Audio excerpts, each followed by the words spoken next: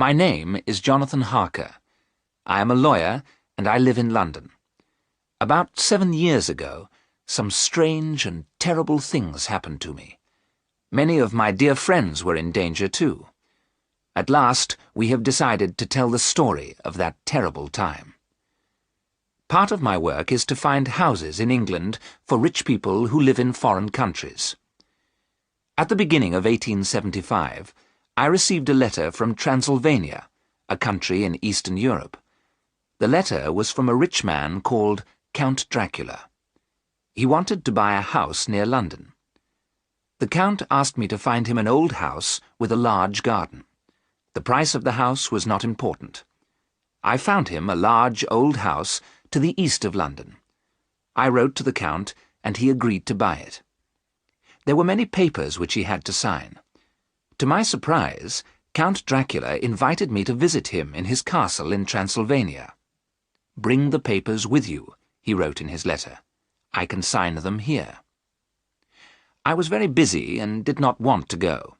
Transylvania was far away, and few English people had been there. There was another reason, too. I was going to get married in the autumn to my darling Mina. I did not want to leave England until we were married. But Mina said that I should go. "The Count is a rich man," she said. "You may be able to do more business with him. You can travel most of the way by train. In 2 weeks you will be home again." So I accepted Count Dracula's invitation. I left England at the end of April. Mina gave me a book about Transylvania to read on the train. On the morning of the 4th of May, I reached Bistritz, a small town in Transylvania. It was a beautiful day. The sun was shining on the great Carpathian Mountains. Somewhere, high up in those mountains, was Castle Dracula, where the Count lived. The coach from Bistritz would take me to the Borgo Pass. There, the Count's carriage would meet me. The coach left from the inn in Bistritz at 3 o'clock. I had 6 hours to wait. I decided to have a meal. Nobody in the inn spoke English, but the innkeeper spoke some German. He welcomed me, and I was soon eating a good meal. The inn was very crowded. I watched all the people in their brightly coloured clothes. They were speaking in languages I could not understand. I drank some more wine and called to the innkeeper. "What can you tell me about Count Dracula?" I asked him. "Have you ever seen his castle?" The innkeeper walked away without answering my questions. All the people in the inn stopped talking. They looked at me in fear and surprise. Then they all began to talk at the same time. I heard the name Dracula, and another word repeated several times. I looked at my dictionary. They were saying the word vampire. Where had I read the word before? I opened the book that Mina had given me. "There are many old stories about the vampires of Transylvania," I read. "Vampires are men and women who never die. Vampires have long, sharp teeth. They bite the throats of living people. Then they drink their blood. Everyone in Transylvania fears vampires. People often wear a cross to keep themselves safe." I shut the book quickly. Did people believe these stories? It was time for me to leave. I paid for my meal. Then I walked outside and got into the coach. There was a crowd of people outside the inn. Suddenly the innkeeper ran forward and spoke to me through the coach window. "Must you go to Castle Dracula?" he said. "Do not go to that terrible place." "I have important business with the Count," I answered. "Then take this," the innkeeper said, "and may God help you." And he put a gold cross on a chain into my hand. As the coach began to move, strange thoughts went through my mind. Who was this man I was going to meet? Did Count Dracula have strange powers? I could not believe it. The coach began to move more quickly. The sun shone on the trees and the water of little rivers. There was snow on the tops of the highest mountains.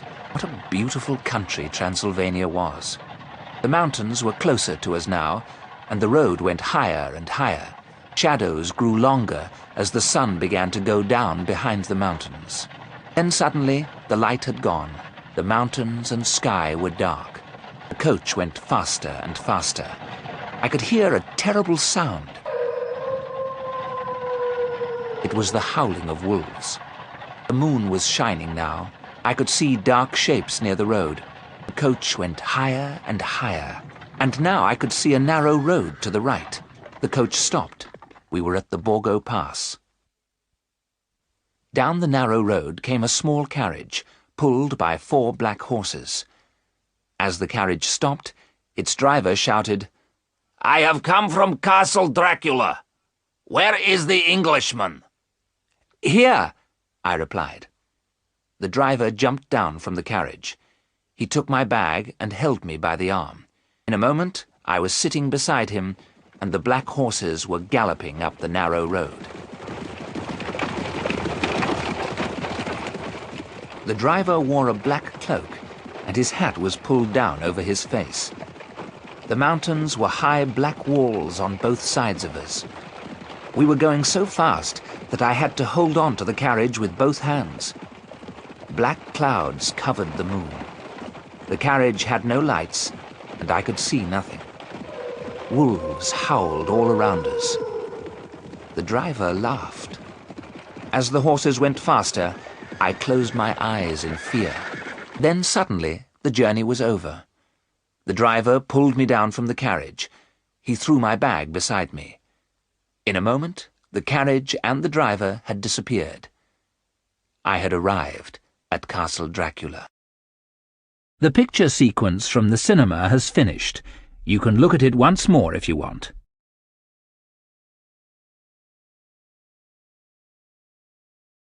I looked up at the high castle walls. There were no lights in any of the windows. In front of me was a great wooden door. As I stood there, I heard the door being unlocked. It opened slowly. A very tall old man was standing there. He held a lamp in his hand. His hair and face were white, and he was dressed in black. He held his lamp up high and said, "Welcome to my home. Enter Castle Dracula, Mr. Harker." As I stepped inside, Count Dracula took hold of my arm.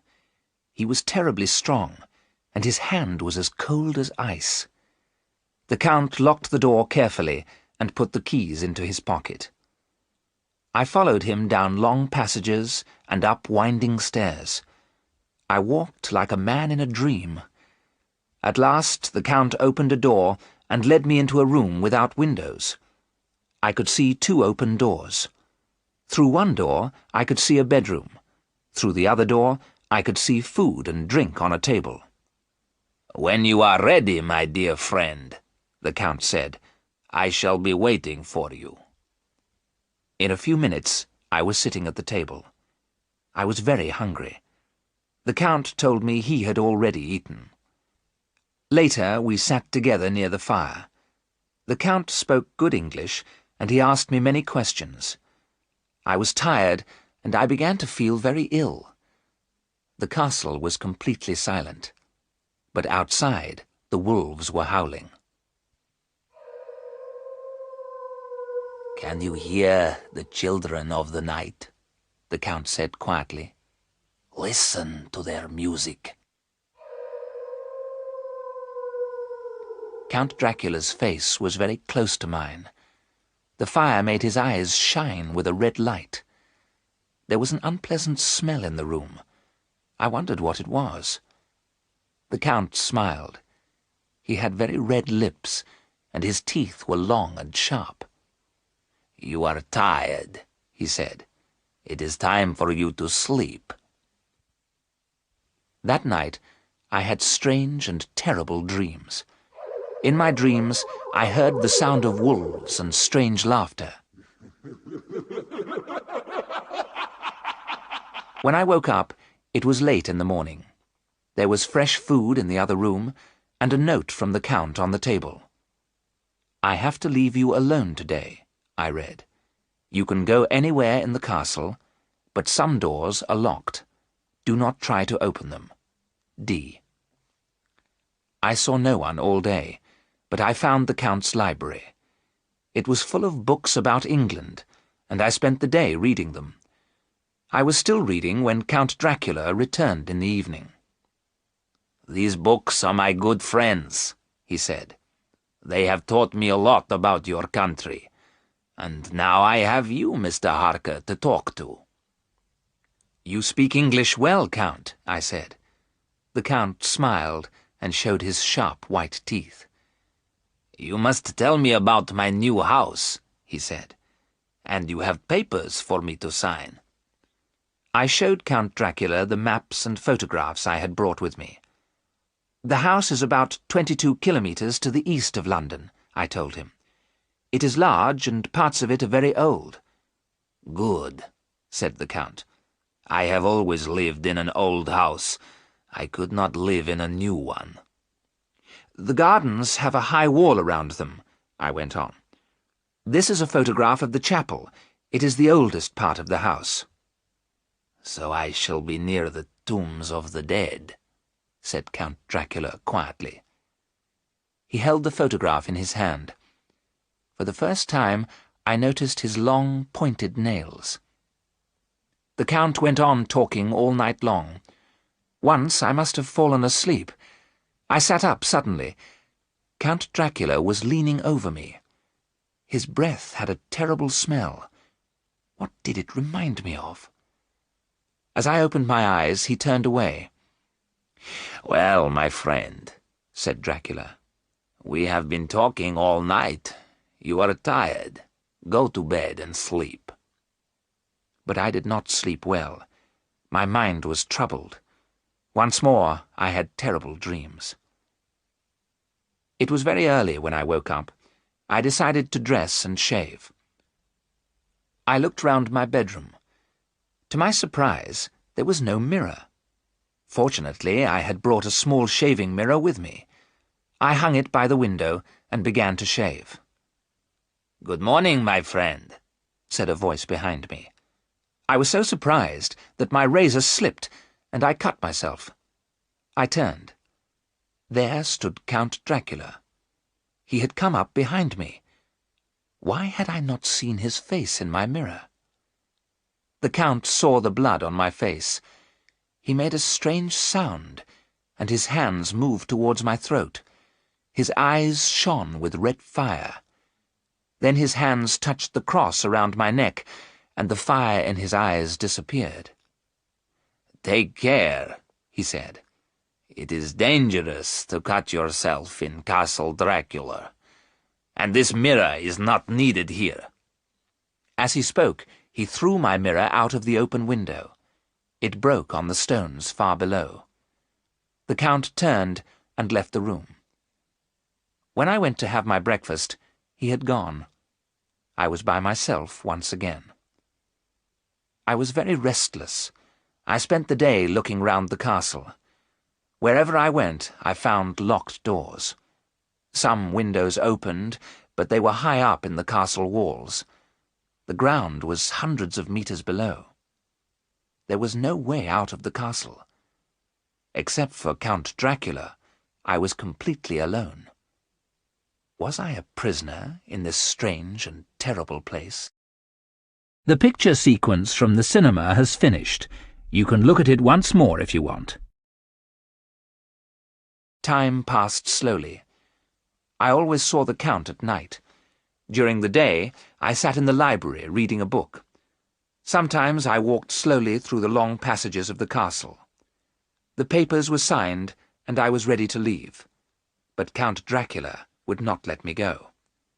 Every evening he asked me more questions about England. Every evening I asked to leave, but he always smiled and would not answer. I was full of fear. The Count had a strange power over me, which grew stronger every day. I could not think clearly. Would I ever escape from Castle Dracula? Then one day I found a room with an unlocked door. As soon as I went into the room, I felt very tired. I lay down on a couch opposite the window. When I opened my eyes, it was getting dark. but the air was full of golden dust. It slowly changed into the shapes of 3 young women. They were very beautiful. I felt afraid of them, and yet I wanted them to touch me. I wanted them to kiss me with their soft red lips. My body felt heavy. I could not move. "Go on," one woman said to another. "You are the first, but he is young and strong. There will be kisses for us all." One of the women moved towards me. She smiled. Her teeth were sharp and white. I closed my eyes as she leant over me. I felt her long hair on my face. She made a strange sound and licked her red lips. Her sharp teeth touched my throat. Now, I thought, now, kiss me, kiss me. There was a sudden shout. Count Dracula had come into the room and pulled the woman away from me. "Get back! He is mine! How dare you touch him!" he cried. "Oh, you are cruel," said the woman with a terrible laugh. "Have you never been in love?" "You know I have," the Count replied. "That is why you are here. Wait a little longer. You will have your chance." I must have fainted. When I woke again, I was in my own room. It was daylight. The sun was shining brightly. I could see the gold cross on the table where I had left it. It was now the 19th of May. I stayed near my room all day. When I saw the Count in the evening, it was difficult to hide my fear.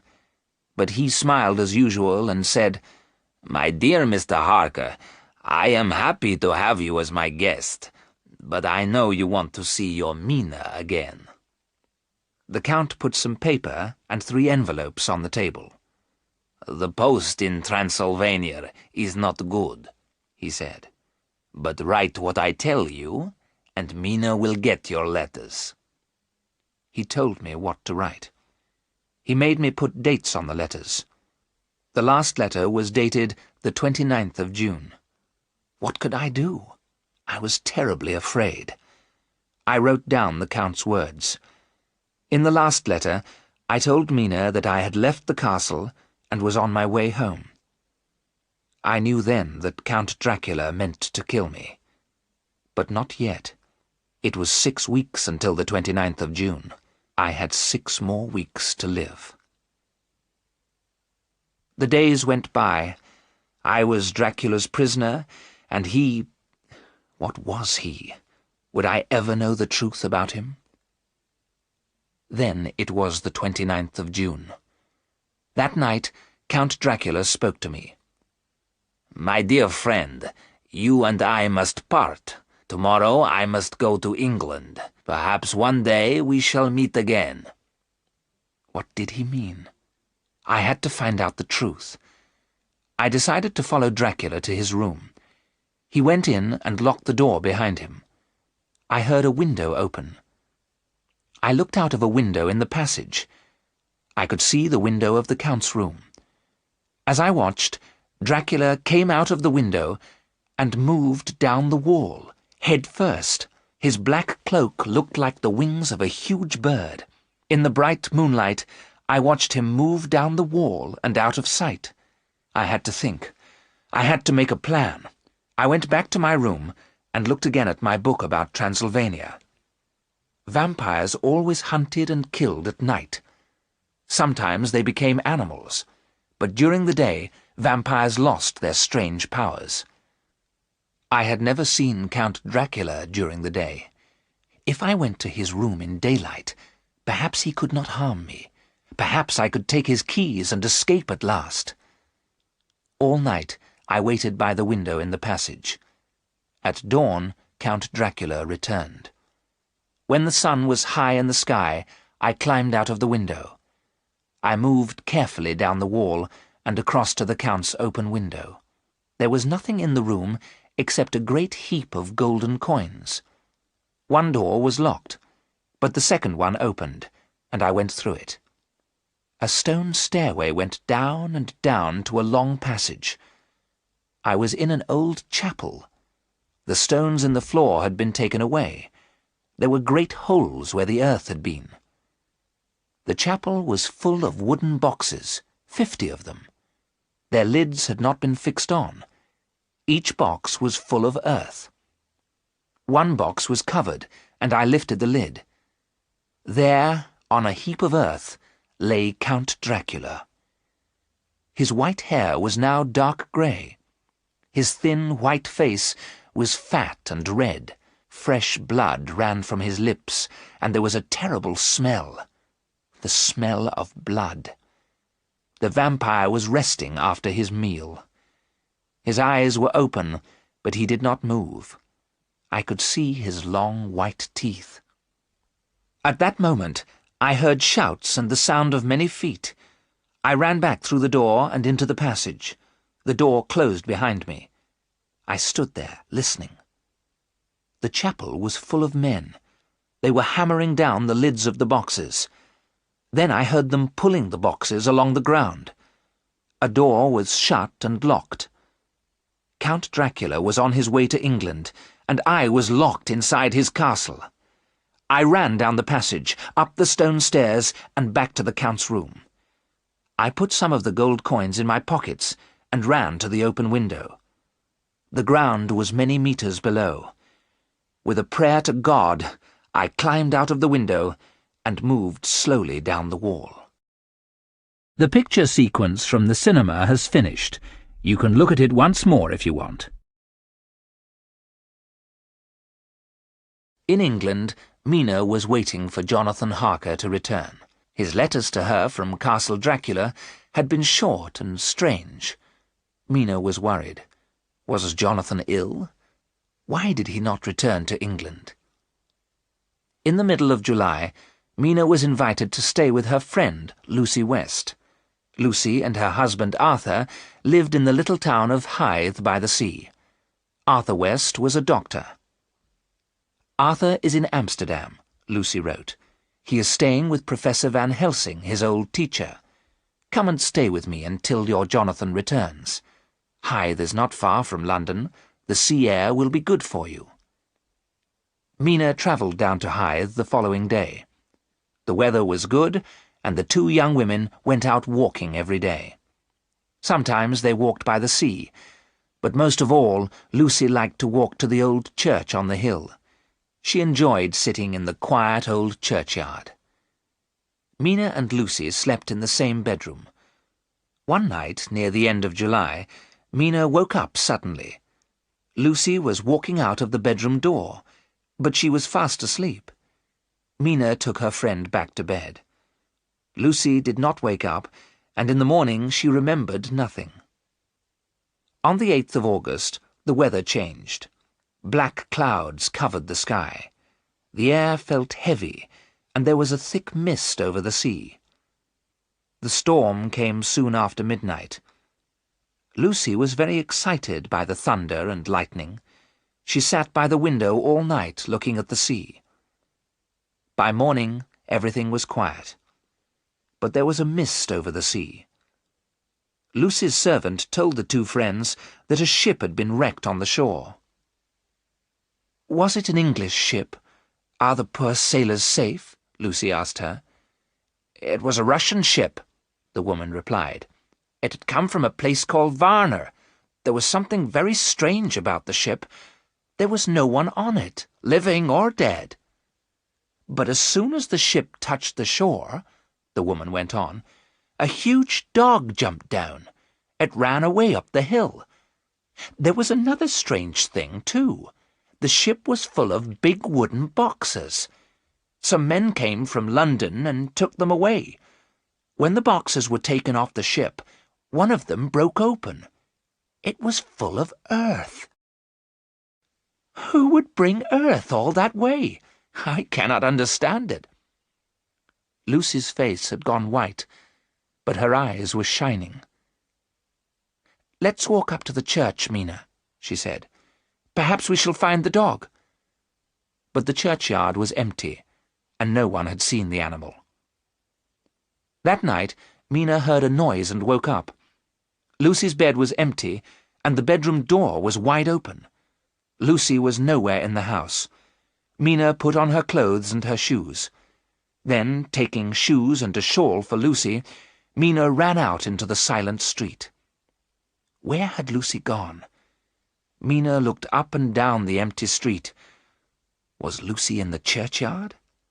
Mina ran up the hill and stopped for a moment at the churchyard gate. Yes, there was Lucy. Was there something moving behind her? Mina thought she saw a white face and 2 red eyes.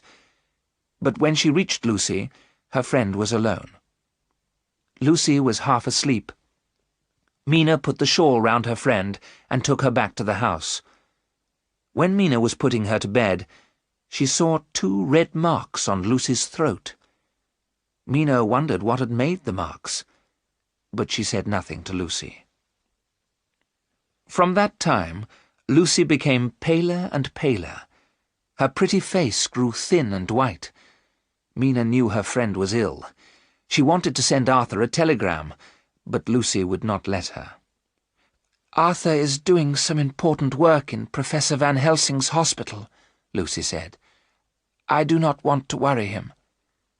But every night Lucy left her bed while she was asleep. Mina had to lock the bedroom door to keep her friend safe.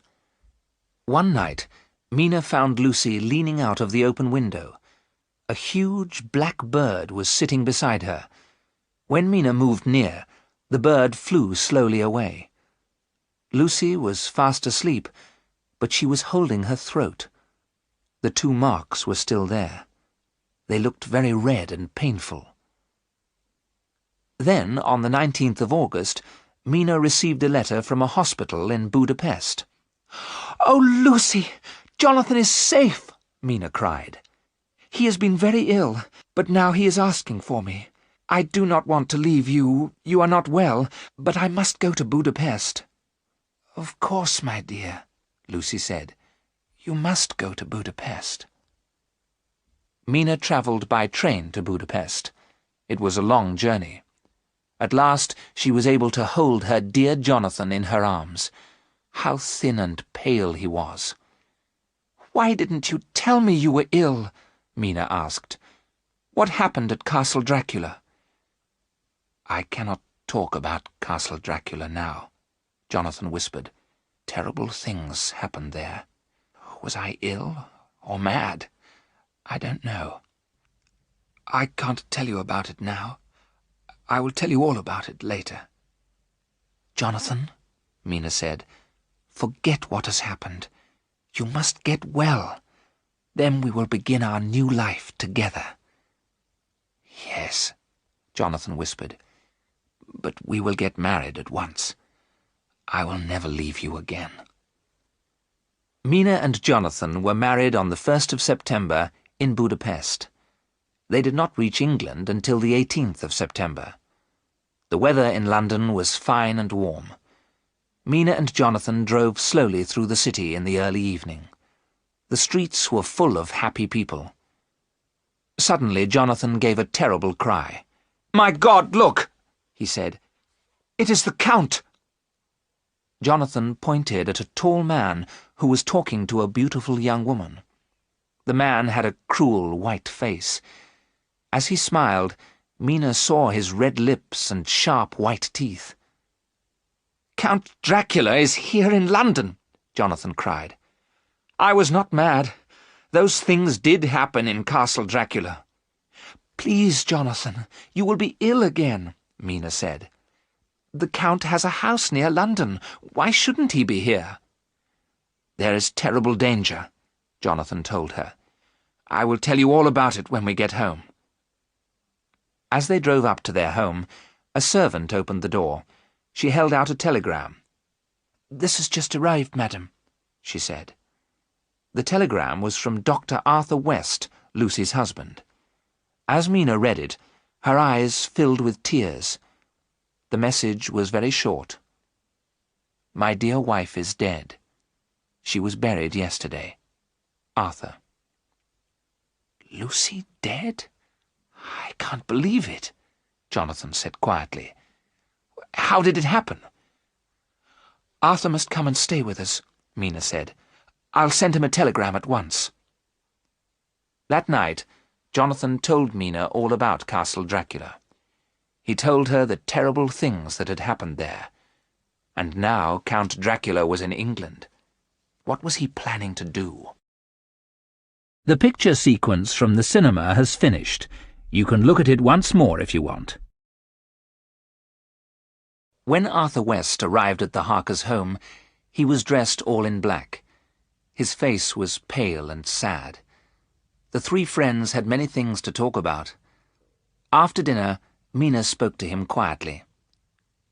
"Arthur, dear, Lucy's death has been a great shock to us both. Can you tell us how she died?" "I returned from Amsterdam about a week after you left Hythe," Arthur replied. "By that time Lucy was very ill. Her face was pale, and she was very thin. I examined her, but I could not find anything wrong." "Was Lucy still leaving her bed at night? Was she still walking in her sleep?" Mina asked. "Yes," Arthur said, "and she began to have strange dreams. She saw red eyes and golden dust moving in the air." "Golden dust," Jonathan repeated slowly. "Is the Count at work already? Go on, Arthur. I will tell you my story later." "The dreams worried me," Arthur went on. "I sent a telegram to Professor Van Helsing in Amsterdam. He came to Hythe immediately. When Van Helsing arrived, Lucy was too ill to get out of bed," Arthur told his friends. "Van Helsing examined her with great care. He told me that Lucy had lost a lot of blood. She needed a blood transfusion to save her life. I told the professor to take the blood from me." "Oh, God," Jonathan said quietly. "Were there any marks on Lucy's throat? Small red marks?" Arthur looked very surprised. "Yes, there were. How did you know?" he said. "The marks worried the professor very much." "Did the blood help Lucy?" Mina asked. "Yes, she looked better at once," Arthur replied, "and she had a quiet night. In the morning she was well and happy. Van Helsing visited her and brought lots of garlic plants." "Then the professor knew," Jonathan said quietly. "Knew what?" Arthur asked. "The garlic had a very strong smell, but Van Helsing put it all round our bedroom. Then he twisted some of the white flowers together and put them around Lucy's neck." "Why didn't the garlic keep Lucy safe?" Jonathan said. "I cannot understand it." Arthur told his friends the rest of the story. Van Helsing stayed in Hythe for a few days. Slowly, Lucy grew stronger. One night, Arthur went out to visit a sick child. Van Helsing was in the library reading. Lucy was sleeping in her room. The garlic flowers were round her neck, and she looked very beautiful. The bedroom window was shut. "I was away for several hours," Arthur went on. "It was morning when I returned, but the house was silent. I went into the library. Van Helsing was sleeping in the chair. I called his name, but he did not wake. Suddenly I was afraid. I ran upstairs and into our bedroom. The window was broken. There was glass all over the floor. Lucy lay on the bed with her eyes closed. She had pulled the garlic flowers away from her neck." Arthur stopped talking. There were tears in his eyes. After a few moments he went on. "I ran to get Van Helsing," Arthur said. "I called his name many times before he woke. Then he hurried with me to Lucy's bedroom. When Van Helsing saw Lucy, he told me she was dying. The marks on her throat had gone. Van Helsing said we must wake Lucy immediately. She must not die in her sleep. At that moment, Lucy opened her eyes. She looked at me and smiled. Then she spoke to me. Her voice was slow and strange. She told me a man had come to the window. He had called her again and again. She had opened the window and asked the man to come in. Lucy took hold of my hand. Her fingers were as cold as ice. Lucy asked me to kiss her. But as I leant over, Van Helsing pulled me away. Then Lucy's face became angry. Her eyes were cruel. She was ugly. Arthur covered his face with his hands. "It was terrible," he said. "She did not look like Lucy at all." "Poor Lucy," Mina said, and she held Arthur's hand. "Did the poor girl die peacefully?" "Yes, thank God," Arthur replied. "When she opened her eyes, she was beautiful again. But Van Helsing would not let me kiss her lips, so I kissed her hand and her long black hair. Then she died. Dear Lucy is at peace now." "Is she at peace?" Jonathan said slowly. "Has the professor gone back to Amsterdam?" "Yes, he has," Arthur replied. "But he said he would return if anything happened to Lucy. I did not understand him. Lucy is dead."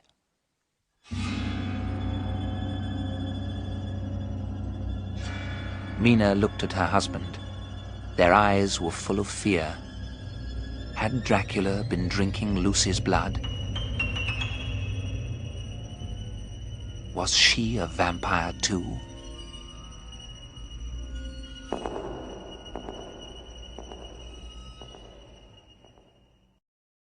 The picture sequence from the cinema has finished. You can look at it once more if you want. After a few days, Arthur West returned to his lonely house in Hythe.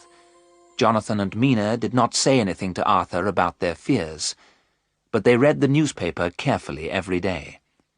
Then one morning, Jonathan saw these words: "The beautiful lady of Hythe."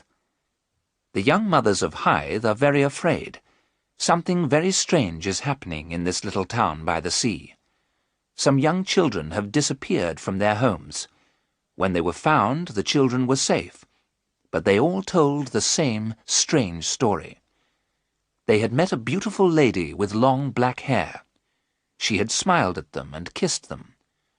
All the children were found again in the old churchyard on the hill. They were very pale, and they all had small red marks on their throats.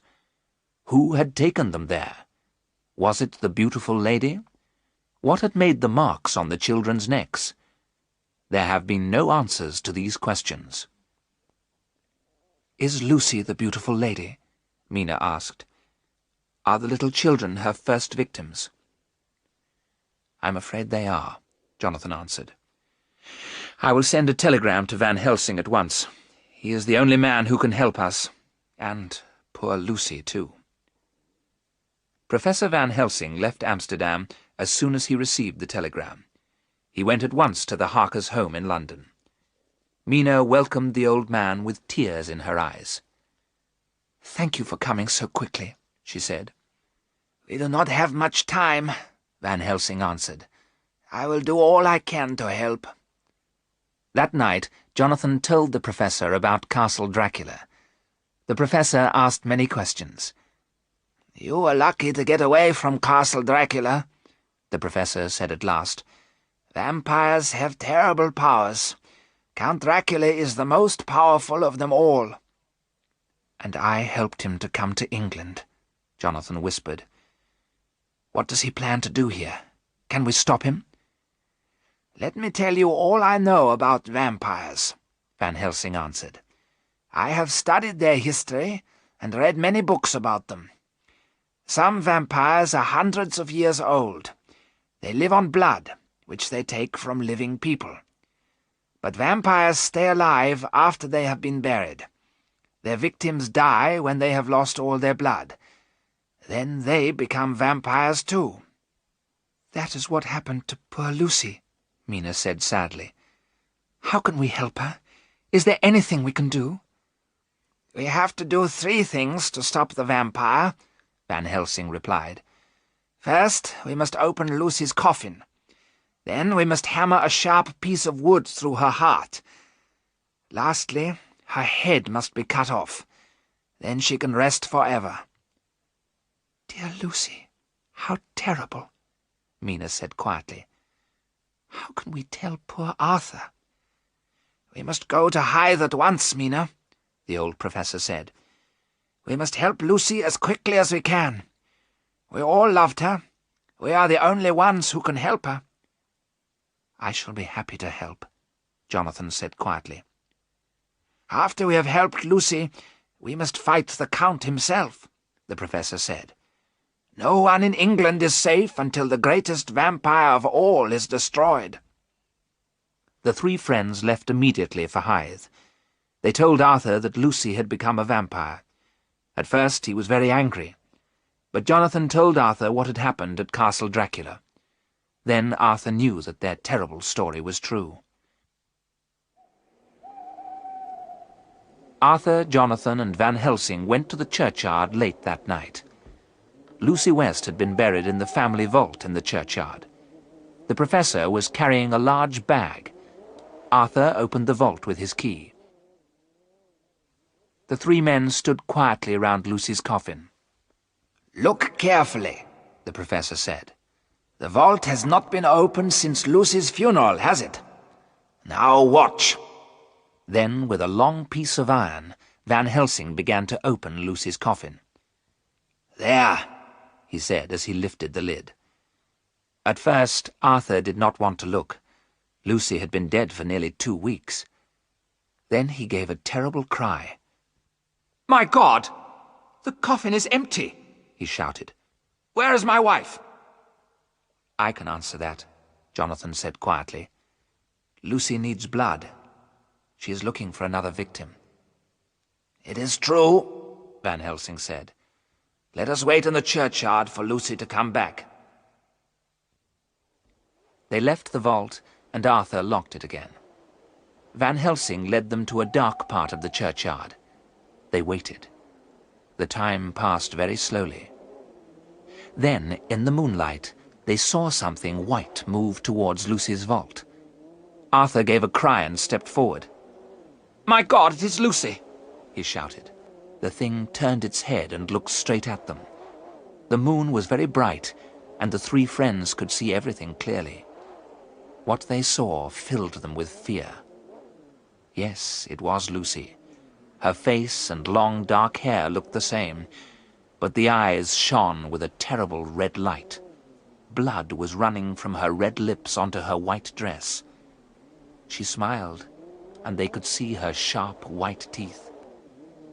"Arthur, my love, come to me," she whispered. She held out her hands and walked towards him. "Come to me now, and never, never leave me." Arthur took another step forward. Lucy opened out her arms to hold him. Van Helsing ran in front of Arthur and held up a large cross. When Lucy saw the cross, she stopped smiling. Her face became cruel and angry. She made a noise like an animal and ran towards the vault. It was shut and locked, but the vampire disappeared inside. "Oh, God! Was that terrible thing my Lucy?" Arthur cried. "That is not the dear woman you loved," Van Helsing told him. "It is the vampire that is using her body. But if we are strong, we can help Lucy to rest peacefully. Give me my bag, Jonathan." They entered the vault again. It was almost dawn. When Van Helsing opened the coffin, they saw the vampire. Her eyes were open, and she smiled at them. It was a terrible smile. Van Helsing opened his bag. He took out a long, sharp stake and a hammer. Then he looked at Arthur. "I shall hold the stake and point it at her heart," the professor said. "Then, as we pray, hammer it down." With a last look at the thing in the coffin, Arthur raised the hammer. He brought it down, once, twice, many times. Terrible screams came from the vampire's blood-covered lips. The white dress became red as the stake went into Lucy's body. They all prayed. At last, the thing in the coffin stopped moving.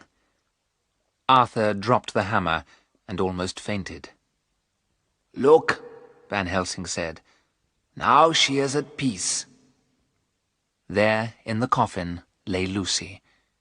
She was dead and at peace. All the blood had gone, and there was a beautiful smile on her face. "Now you can kiss your wife," Van Helsing said. Arthur kissed Lucy once on the lips. Then he turned and left the vault. Van Helsing and Jonathan worked together. They cut off Lucy's head. Then they closed the coffin lid and hammered it down.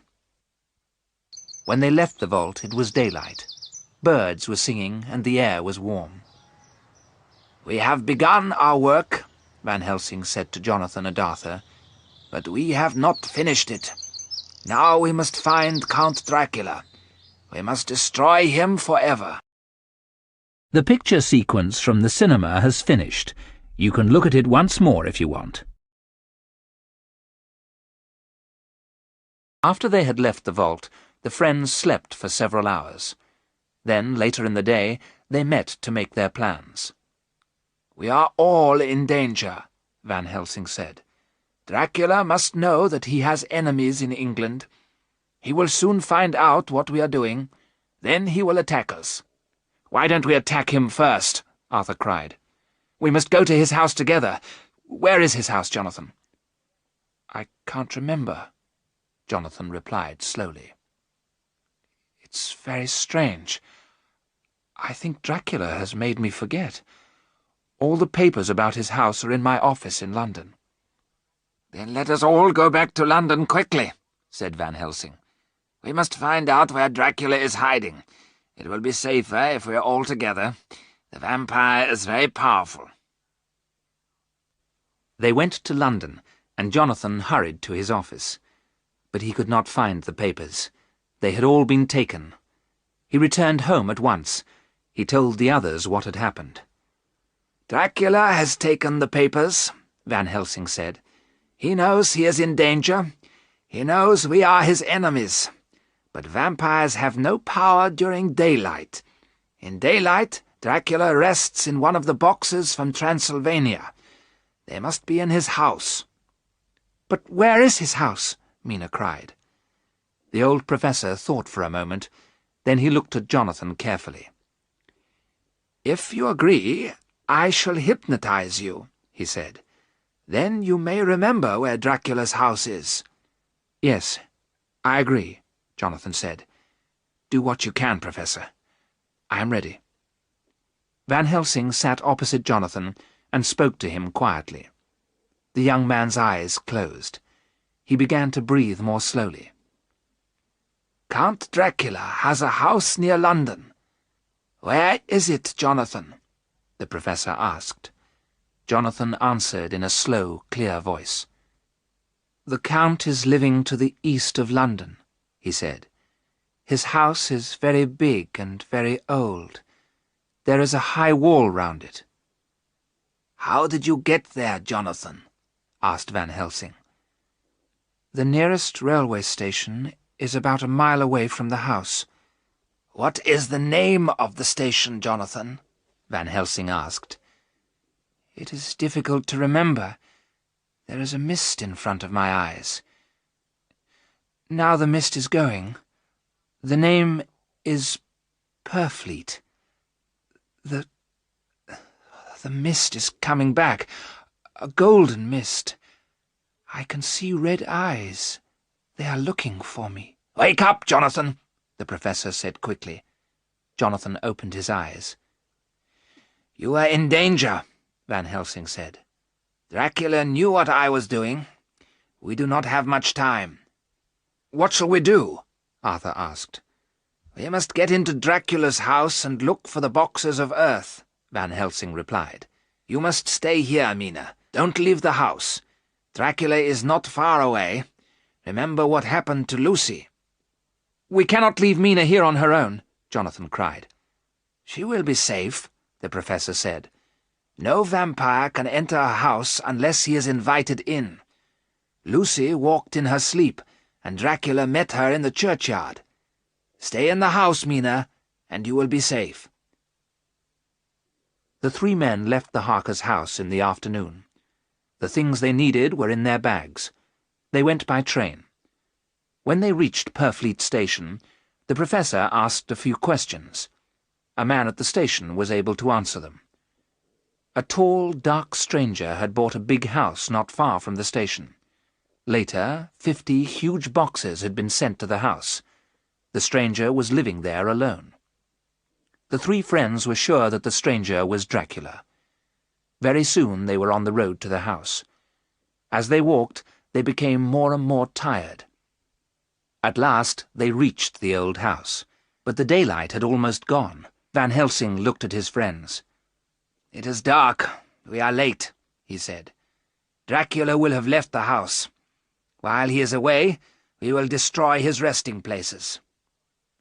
The high wall of the garden was broken in one place. They were able to climb it easily. The garden was silent and empty. The house was dark. At the back of the house they found a broken window. They were soon inside. The old house was full of dust. The air smelt unpleasant, and it was very cold. Every room was empty. Then, at the end of a long passage, they found a large wooden door. The key was in the lock, and Van Helsing turned it slowly. There was a terrible smell that reminded Jonathan of Castle Dracula. "This place smells of blood," Arthur West whispered. As he held up his lamp, rats ran away from the light. Some steps went down to the old chapel. There, on the cold, wet stones, were the wooden boxes. "Those are the boxes I saw in Castle Dracula," Jonathan said quietly. "We must work quickly," the professor said, opening his bag. "Dracula must not find us here. Inside every box we will place some holy bread. Then the vampire will be in our power." The men worked for many hours. One by one the boxes were opened. Then holy bread was placed on the earth inside. The lids were hammered down. The two young men worked together. Old Van Helsing stood by the open door at the top of the steps. He held a cross in his hand. Jonathan and Arthur had one more box to open. Suddenly Van Helsing gave a cry. "The Count! The Count!" he shouted down to them. "The vampire is coming back! We have no more time! Leave the last box and follow me!" One box was left unopened. Jonathan and Arthur ran up the stone steps and after the professor. As they reached the broken window, they heard a terrible cry. They turned quickly. Count Dracula was coming towards them. His face was white and angry. His eyes shone with red fire. When the vampire saw Jonathan, he jumped at him like a wild animal. But Van Helsing stood in front of Jonathan and held up his cross. Dracula stepped back. "You cannot stop me," he cried out. "I am Dracula.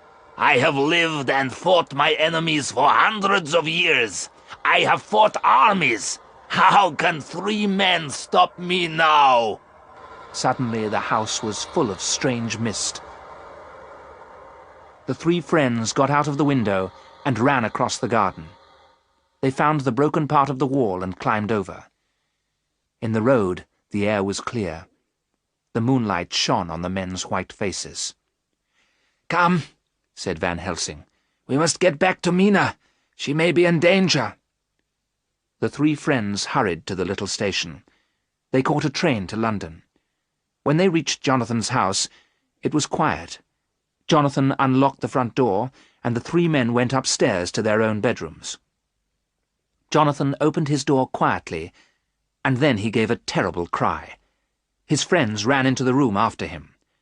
The bedroom window was wide open, and moonlight was shining into the room. Mina was on the balcony, and a dark shape was leaning over her. It was Count Dracula. One of his hands held the back of Mina's neck, the other held down her hands. But the vampire was not drinking Mina's blood. No, it was more terrible than that. Dracula was holding Mina's face to a long cut on his chest. He was making her drink his blood. The vampire turned his head. His eyes burned with a terrible red light. Blood was dripping from his red lips and long white teeth. The vampire had already taken his meal of blood. Dracula gave a cry of anger, but Van Helsing was ready for him. The old doctor held his cross up high. A cloud covered the moon. It was suddenly dark. When the moonlight shone again, Dracula had gone. A little golden dust moved over the balcony. Poor Mina was almost mad with fear. When she saw Jonathan, she began to cry and cry. Van Helsing carried Mina back to the bed. Then he washed the blood from her face and neck. "My dear Mina," the old man said, "you are safe now. Can you tell us what happened?" "Oh, Jonathan, why did you leave me?" Mina cried. "I thought you were safe," Jonathan answered as he held his wife's hands. "I was asleep," Mina said. "I was dreaming. I saw a cloud of golden dust. I saw eyes burning with red fire. Something woke me. It was the sound of a child crying. When I got up, I saw something moving in the garden. I opened the window and walked out onto the balcony. Then suddenly, he was standing beside me. I saw his red eyes, his cruel mouth, and his long white teeth. I knew it was Count Dracula. He smiled and said, 'Nothing can help you now. You are in my power.'" Mina covered her face with her hands. "Then he put his lips to my throat and drank my blood," she whispered. "I could not stop him. And now I have drunk his blood. I am a vampire too." "No, no!" Jonathan cried. "It is the truth," Mina replied. "I have drunk the Count's blood, and I am in his power. I must do what he wants, even if I harm you, my husband." Then Mina looked at Van Helsing with tears in her eyes. "The vampire has won," she said. "No!" Van Helsing cried. "He is afraid. I am sure of it. He cannot stay in England now. He will use the last box to return to his own country. Sleep now, Mina. You must rest." But Mina went on speaking. "I have drunk the Count's blood, and I am in his power," she said. "But perhaps we can use this power to destroy him. Hypnotize me, Professor, before dawn. I think I can tell you what the vampire plans to do." Van Helsing sat down beside Mina and moved his hand before her face. Her eyes closed. "Where is Count Dracula? What does he plan to do?" Van Helsing asked. "It is dark," Mina replied. Her voice was slow and clear. "I can hear moving water. Oh, the vampire's power is strong. But I hear a ship and men shouting. The ship is ready to leave. There is a mist. Darkness. I cannot tell you any more." In a few minutes, Mina had opened her eyes. "We have won," Jonathan told her. "The vampire is leaving England. We are safe now." But Professor Van Helsing shook his head sadly. "Have you forgotten? Mina has drunk the vampire's blood. He has drunk hers. If Mina dies before Dracula is destroyed, she will be a vampire forever." The picture sequence from the cinema has finished. You can look at it once more if you want. Count Dracula's plan had failed. The vampire was returning to his own country. In Transylvania, he would be safe. If the vampire reached Castle Dracula, he could rest and grow strong again. And while he lived, Mina was in terrible danger. Count Dracula had to be destroyed before he reached his castle. Arthur and Jonathan went to the port of London the next day. They found that a ship called the Queen Catherine had left for Varna. Varna was a port on the Black Sea. Dracula had travelled from Varna in July. When it was dark, a tall man had carried a huge wooden box onto the Queen Catherine. The man was Count Dracula. A thick mist had covered the ship before it sailed, and Dracula was in the box. The three men began to make their plans at once. Mina was resting in her room.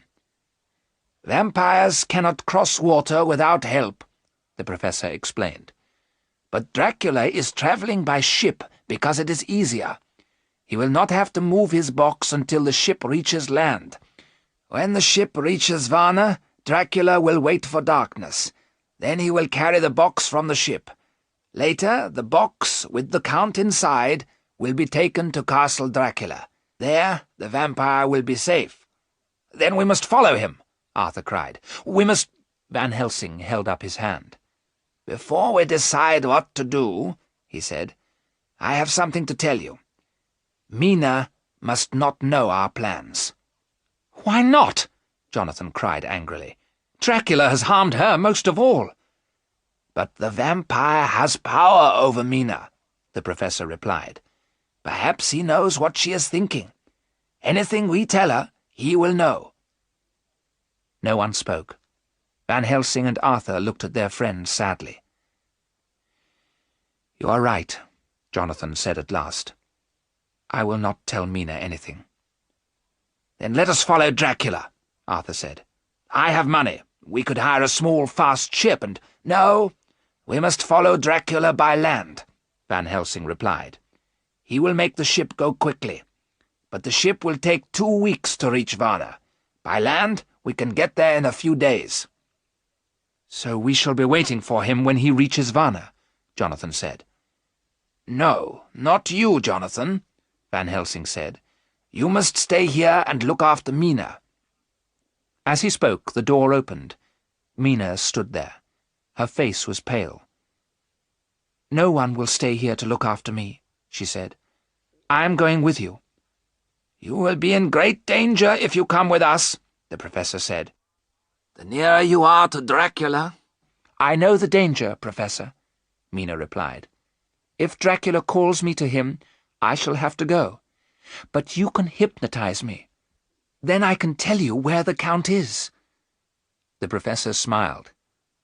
"You are right, dear Mina," he said. Mina held Jonathan's hand and looked at her friends. "Every day Dracula has more power over me," Mina said. "If his power becomes too strong, you must kill me." At last the three men agreed.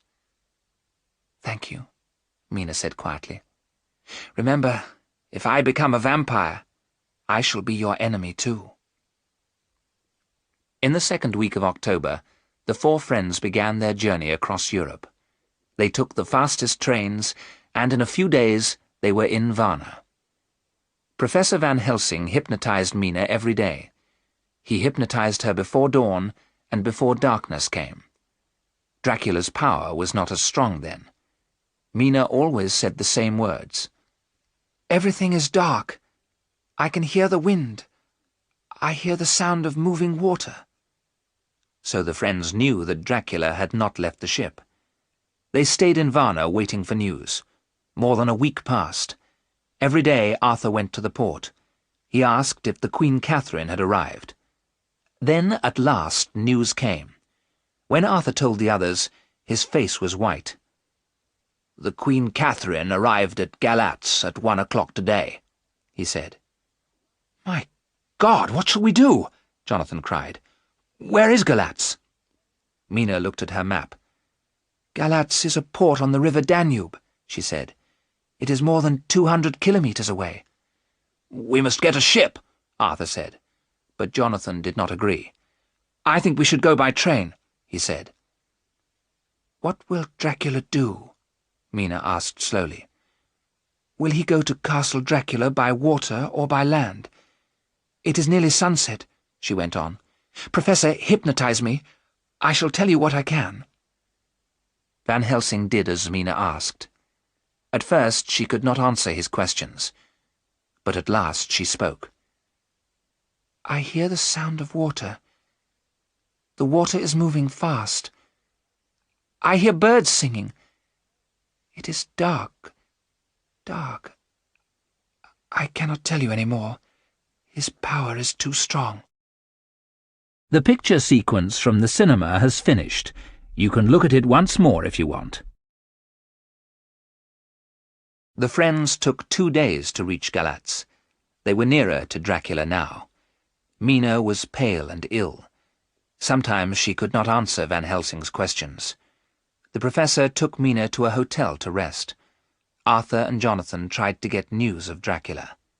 They soon returned. Dracula's box was on a fast boat. The vampire was travelling up the river Seruth. The river Seruth went high up into the Carpathian Mountains. Castle Dracula was 20 kilometres from the river. "We must stop Dracula before he reaches the castle," Van Helsing told them. "In his tomb, the vampire will be safe, and then Mina will be in his power forever." "We must go up the river after him," Jonathan said quickly.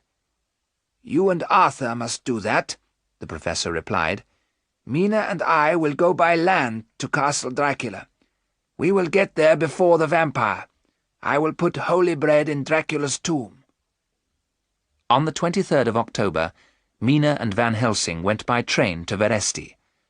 At Veresti, the professor bought a small carriage and 4 fast horses. It was winter, and it was very cold.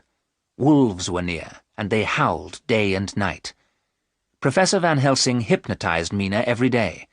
She always said the same words. "It is dark. It is dark. I can hear fast-moving water." Mina slept all day, and Van Helsing could not wake her. But as soon as night came, she woke up. The professor was afraid. Mina was pale and thin. Her face was changing. She was becoming more and more like a vampire. Would Mina die before Dracula could be destroyed? When they crossed the high mountains, snow was falling. At Bistritz, Van Helsing bought new horses. They reached the Borgo Pass early in the afternoon. On the right was the narrow road to Castle Dracula. The tall mountains were covered with snow. The strong wind moved the snow in the air. The howling wolves were closer now. Had Dracula sent them? The old professor was not afraid. He drove up the narrow road until it was dark. That night, Mina was very excited. Her eyes shone brightly, but she would not eat. Every day Dracula's power was stronger. The professor had made a fire. He took some of the holy bread and broke it into pieces. Then he placed the pieces in a circle on the ground around Mina. Mina was watching Van Helsing carefully. She did not move. Her face went white. "Come closer to the fire," the professor said. Mina stood up, walked a few steps, and stopped. She could not move out of the circle. Van Helsing covered Mina and himself with thick cloaks. Wolves howled, but Mina and Van Helsing were safe inside the circle. The snow went on falling. It moved round and round in the wind, and then there was mist and snow. As the mist moved in the wind, it changed into 3 beautiful women. They were the 3 vampires that Jonathan had seen in Castle Dracula. They laughed and called to Mina from outside the circle. "Come, sister, come!" they cried. "You are like us now!" But Mina turned away, and the vampires could not enter the circle. They called to Mina all night, but when the dawn came, the beautiful women changed back into mist.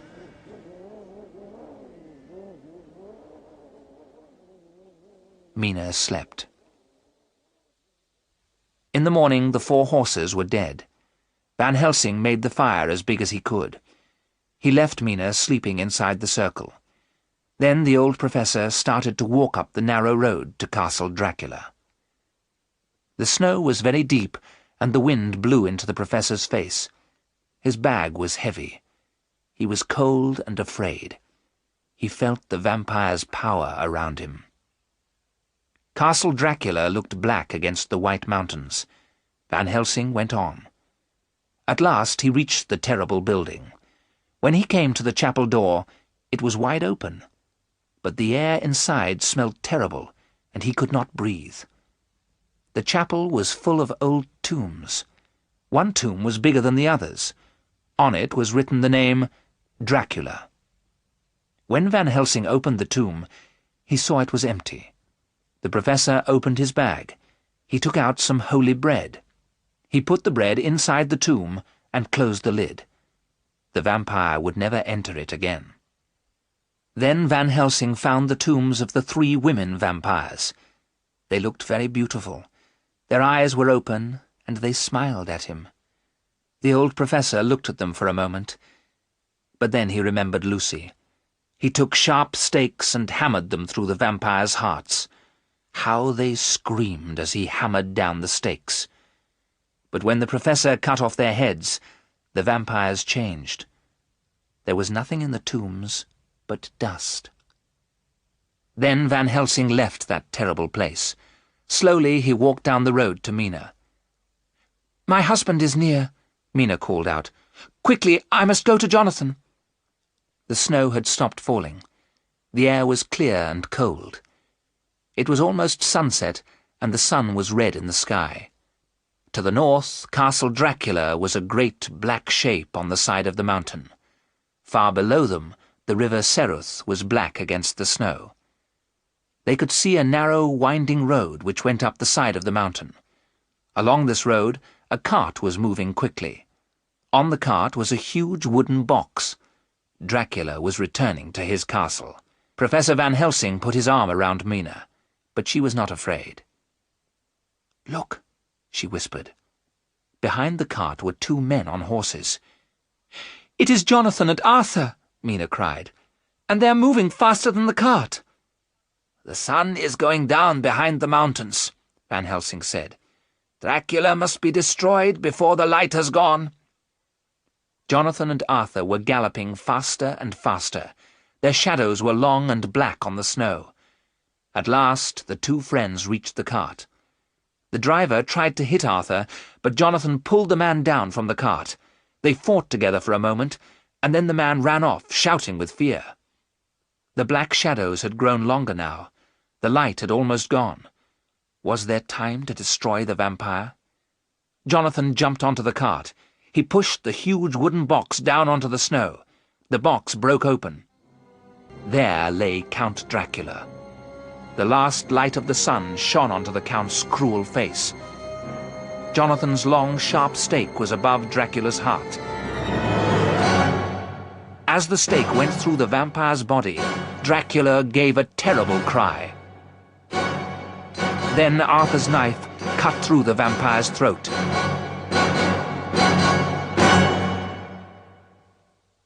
There was silence. But there was no blood on the snow. Count Dracula's body was a heap of dust. Mina ran down the road, and Jonathan took his dear wife in his arms. The vampire was dead. The years of blood and fear were over. The picture sequence from the cinema has finished. You can look at it once more if you want.